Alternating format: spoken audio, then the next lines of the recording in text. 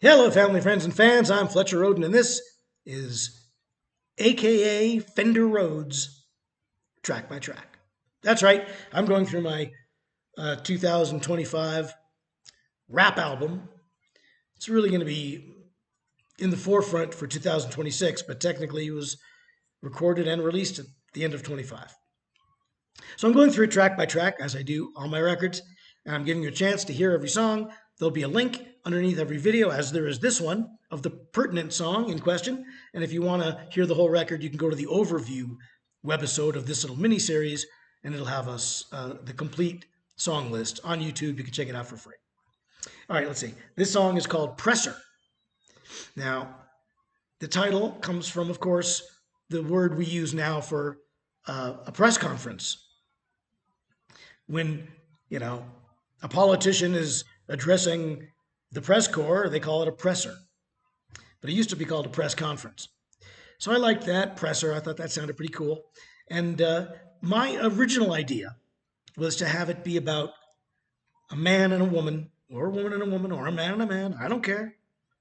Just lovers sort of having a miscommunication and talking it out, clearing things up. And then I was using presser as a euphemism for making love. We're going to have a presser. You want to have a presser, baby? See what I'm saying? Because you press. Okay.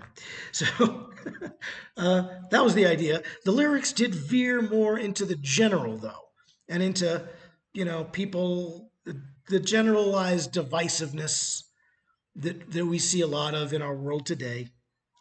Without taking sides, I'm just saying we live in a divisive world. Nations are divided. Some countries are divided from within. And so that just kind of leaked into the lyrics, taking it away from the misunderstanding between two lovers. However, and so therefore, the presser got lost a little bit. The euphemism of presser as makeup sex sort of got lost a little bit. It's still there if you know it's there, but it's not quite as obvious as I had hoped it would be. Once again, this song follows the formula: slick grooves, no bridges. I use this growly rap voice that it's not like the voice you're hearing now. A lot of people, they say, gee, that's not your real voice, but it is. I didn't change. I didn't convolute it in any way electronically. There's no pitch control. There's no filters on it other than the basic.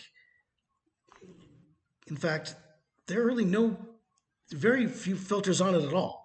It's just people don't generally sing with the same voice that they talk with.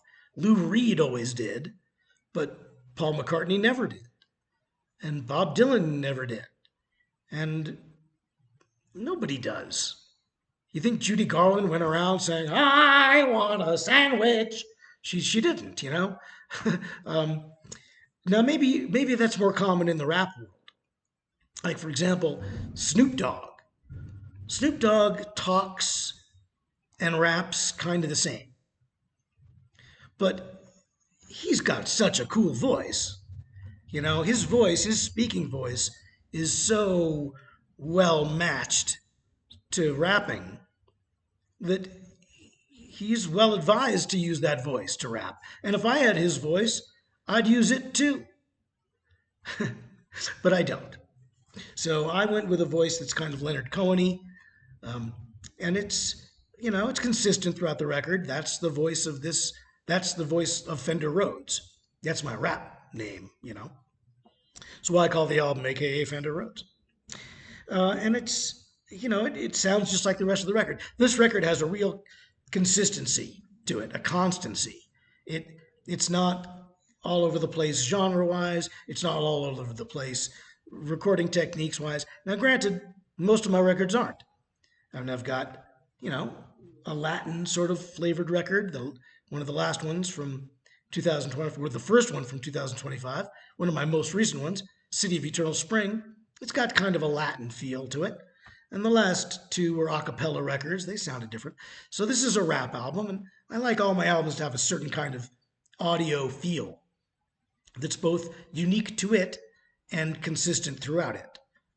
And this record certainly has that in spades. It's very, um, very consistent and good record. I think I think people like that. I think that you listen to the Beach Boys, all their songs sound the same. Even the Beatles, who are famous for changing things up, everything on Rubber Soul sounds like Rubber Soul. Everything on Revolver sounds like Revolver. Everything on the White Album sounds like the White Album. That's their most diverse record, but it still has an audio constancy to it. Everything on Abbey Road sounds like Abbey Road. Nothing on Sgt. Pepper's could have been on Meet the Beatles, in other words. You wouldn't have heard Bing for the Benefit of Mr. Kite on Please Please Me. So this record sort of has that going for it. And Presser is one of my favorite songs on this record. So why don't you check it out? There's a video below, and then there's the full playlist on the overview webisode of this mini-series. You can check it out for free. If you like it, let me know. If you don't like it, hey, let me know. Just be cool about that. You can let me know you can talk to me here, comments on this video or on the other video. The link this goes to is an auto-generated video that comes from my digital distributor right to YouTube. So all you're going to see is the cover. And by the way, look, that's the background of the cover right there. So check it out. Leave comments, like and subscribe. You should subscribe to this channel because that'll make finding the upcoming videos in this mini-series easier. Also, all the videos from the other track-by-track mini-series and the By the Book mini-series and Fletch Me Anything and Tracking the Lone Wolf and all my music videos and my adult animation videos and my kids animation videos and my live performance videos and my comedy videos. I got a lot of stuff, folks. The best way to find it is to subscribe to this YouTube channel. I got a lot more coming up. So if you want to keep up with what's going on with me, I would subscribe. If you like. If you subscribe. Okay, that's pretty much it. Tune in tomorrow for another analysis of the third song on my rap album, aka Fender RoadZ. Tune in again, folks, and until then, bye, Mary.